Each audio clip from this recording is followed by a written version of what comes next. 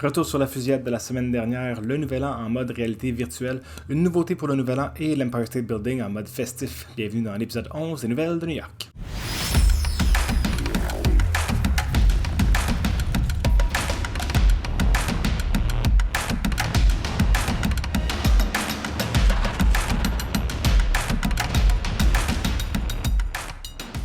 Bonjour, salut tout le monde, bienvenue dans l'épisode 11 des Nouvelles de New York.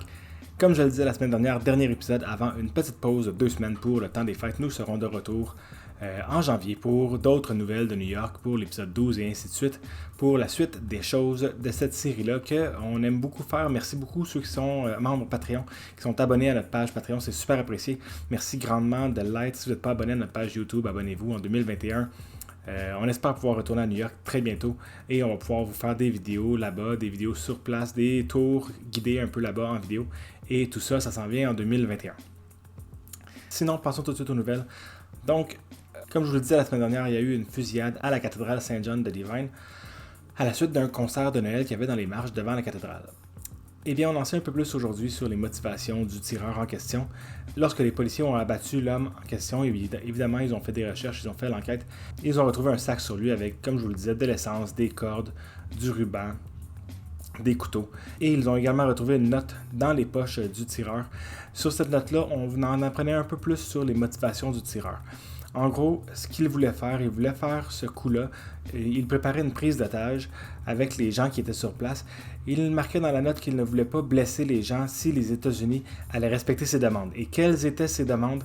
Eh bien, il voulait que les États-Unis aident financièrement les gens de l'Amérique latine qui sont dans le besoin. Lui-même était d'origine de l'Amérique latine et donc c'était ça sa demande. Il voulait prendre des otages pour faire pression sur le gouvernement américain pour aider les gens en Amérique latine. Donc, comme il disait, il ne voulait pas faire de mal aux gens, il l'a tiré vers le ciel. Quand l'événement s'est passé, lui, il disait aux policiers de le tirer. Donc, il était prêt à ne pas revenir à la maison. Ça également, c'était indiqué dans sa note qu'il était prêt à ne pas revenir à la maison. Il ne s'attendait pas à être de retour chez lui après. Il savait un peu ce qui allait se passer, en fin de compte. Mais il n'a pas voulu blesser les gens sur place, ce qui est quand même rassurant. C'est un événement tragique dans le sens qu'il y a eu le décès d'une personne, mais c'est vraiment rassurant que l'homme n'allait pas là pour faire du mal à la foule sur place. Toutefois, les policiers se questionnent quand même sur qu'est-ce qui serait passé avec les otages si, exemple, le gouvernement n'avait pas donné de réponse assez rapidement avec les items qu'il y avait dans son sac, comme je vous le disais tantôt, cordes, rubans, gaz. Les policiers émettent une hypothèse que est-ce que les gens auraient été brûlés vifs sur les marches de la cathédrale? Eh bien là, c'est quelque chose qu'on n'aura évidemment et heureusement jamais la réponse à cette question-là. Vu la rapidité d'exécution des membres de la police de New York, tout s'est dépassé avec le moins de victimes possible. Malheureusement, évidemment, le tireur est la victime, mais au moins il n'y a pas eu plus de victimes que ça dans cet événement qui aurait pu en faire beaucoup, on s'entend. Le Nouvel An en réalité virtuelle, depuis 1907, on célèbre le Nouvel An à New York avec la célèbre boule qui descend sur la tige lors du décompte du Nouvel An. Et ça attire environ 1 million de personnes à chaque année. En l'an 2000, il y avait 2 millions de personnes qui s'étaient déplacées sur Times Square pour voir cet événement-là. Évidemment, l'événement est télédiffusé à chaque année et ça aussi, ça attire énormément de gens de chez eux qui peuvent regarder l'événement. Les bars de la ville sont pleins, les hôtels font des affaires d'or durant cet événement-là. C'est un événement très, très, très couru. Et bien, cette année, évidemment, comme c'est la pandémie de la COVID-19, on ne pourra pas se déplacer pour aller sur place, aller voir l'événement sur les lieux. Ce sera un événement extrêmement privé et virtuel. Donc évidemment, on va pouvoir le regarder à la télévision, l'événement. Encore une fois, il va toujours avoir la boule qui va descendre sur le mât et arriver à 0 pour le Nouvel An 2021. Et cette année, ils ont fait quelque chose de différent. Il y a une compagnie de réalité virtuelle qui a embarqué dans cette célébration-là en proposant une application qu'on peut déjà télécharger. Je vais vous mettre le lien dans la description, qu'on peut déjà télécharger donc l'application. Et sur cette application-là, on se retrouve avec notre avatar qu'on peut personnaliser un peu comme on veut et on se retrouve à Times Square directement. Évidemment, le soir du Nouvel An, on peut regarder la célébration du Nouvel An, mais entre-temps, on peut se diriger dans l'édifice One Times Square, qui est l'édifice où la boule va descendre. On peut aller dans l'édifice et se diriger vers l'ascenseur et grimper dans des salles de jeu, ou sinon aller voir un observatoire et encore plus. C'est super intéressant comme application, c'est vraiment immersif, là, vraiment en réalité virtuelle.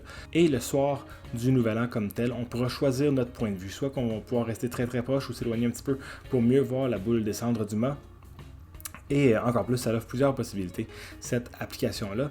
Donc, comme je vous disais, je vous mets un lien en dessous dans la description de la vidéo pour pouvoir aller soit télécharger l'application comme telle ou en apprendre plus sur son fonctionnement.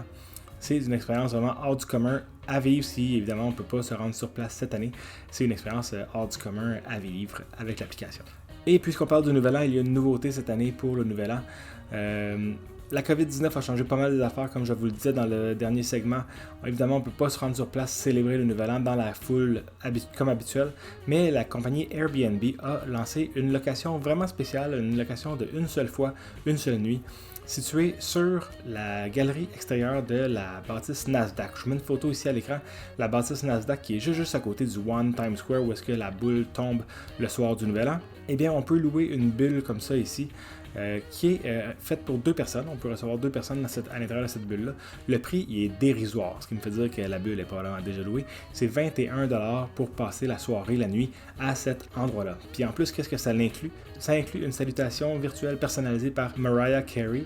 Et ça inclut également 5000$ de cartes cadeaux, une salle intérieure pour regarder les célébrations alentour du monde, un repas préparé par un chef privé, ainsi qu'une pièce de cristal et encore plus. La réservation est uniquement pour les New-Yorkais, donc si c'est des touristes qui essaient de réserver, ça ne sera pas possible. En fait, on n'a pas accès au lien lorsqu'on clique sur le lien et qu'on ne vient pas des États-Unis ou de New York. On n'a même pas accès au site pour aller réserver si on n'est pas un résident new-yorkais. Donc une expérience hors du commun qui est probablement déjà partie à l'heure où on se parle, mais quand même Airbnb a fait quelque chose de très très très spécial pour 2 chanceux qui vont pouvoir célébrer le Nouvel An dans une bulle protégée, en sécurité et avec peut-être la meilleure vue sur la boule qui va descendre du mât lors du 31 décembre au soir. L'Empire State Building en mode festif.